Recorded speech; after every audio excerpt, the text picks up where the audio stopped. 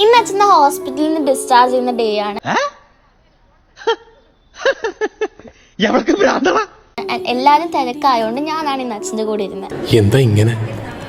എന്റെ ഇവിടെ ഐസിയുലുണ്ട്, ക്രിട്ടിക്കലാ, അറിയിക്കേണ്ടവരെയൊക്കെ അറിയിച്ചോളാൻ പറഞ്ഞു. ഉറക്കത്തിൽ എണീറ്റ ഉടനെ തന്നെ ഞാൻ പോയി, കാരണം അമ്മയ്ക്ക് ഞാൻ വന്നതിന് ശേഷമേ വീട്ടിൽ വന്ന് ഫ്രഷ് ആവാനായിട്ട് പറ്റൂ. എന്തോ കുഴപ്പമുണ്ടല്ലോ. ഉടനെ അച്ഛനും എനിക്കുള്ള ഫുഡ് എത്തി. ഞാനൊരു സാൻഡ്വിച്ചും അച്ഛൻ ചപ്പാത്തിയാണ് കഴിച്ചത്. എന്താണെന്നറിയില്ല ചേച്ചി, ഇപ്പൊ എത്ര കഴിച്ചാലും വിശപ്പില്ല. ആർത്തി കൂടിട്ടാവും. എന്റെ വീഡിയോയിൽ പറഞ്ഞതുപോലെ മൈനർ സ്ട്രോക്ക് ആണ് വന്നത്. സോ 2 ദിവസം എടുത്തുള്ളൂ ഫുള്ളി റിക്കവർ ആവാൻ.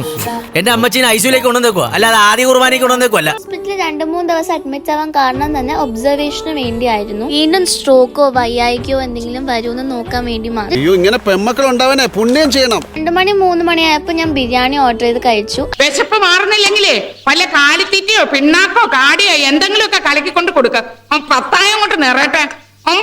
തിന്നു മുടിക്കാൻ മാത്രമായിട്ടൊരു ജന്മം. എല്ലാത്തിന്റെ ഇടയ്ക്ക് ഡോക്ടേഴ്സ് കുറെ പ്രാവശ്യം റൗണ്ട്സ് നടത്തി. അവൾ നോർമൽ അല്ല, നോർമൽ ആയിട്ടുള്ള ഒരു പെണ്ണും ചെയ്ത കാര്യങ്ങളല്ല അവളുടേത്. രാത്രി അച്ഛന്റെ ഫുഡ് വന്നപ്പോ ഞാനും കുറച്ച് ഫ്രൂട്ട്സ് മേടിച്ച് കഴിച്ചു. തിന്നാന്നൊരു വിചാരം മാത്രമുള്ള ഭീകര. അച്ഛന് ഫ്രൂട്ട്സ് ഒന്നും കഴിച്ചുകൂടാ, കാരണം ഡയബറ്റീസ് ഉണ്ട്. ഇതൂടെ കേട്ട് കണ്ട നെത്തോലി സ്രാവിനെ പോലെ വിഴുങ്ങുന്നത്. ഇതൊക്കെ എങ്ങോട്ട് പോന്നോ? പോകുന്ന മുന്നേ ഇതായിരുന്നു എന്റെ കോലം. അപ്പത്തിലുള്ള തെറ്റാ പരട്ട കിളവി ചൊറിനായേ. ഇനി ഞാനിവിടെ നിന്ന് ഡയലോഗ് പറഞ്ഞ കരഞ്ഞു പോകും. ഉസ്മാനെ രക്ഷപ്പെട്ടോ.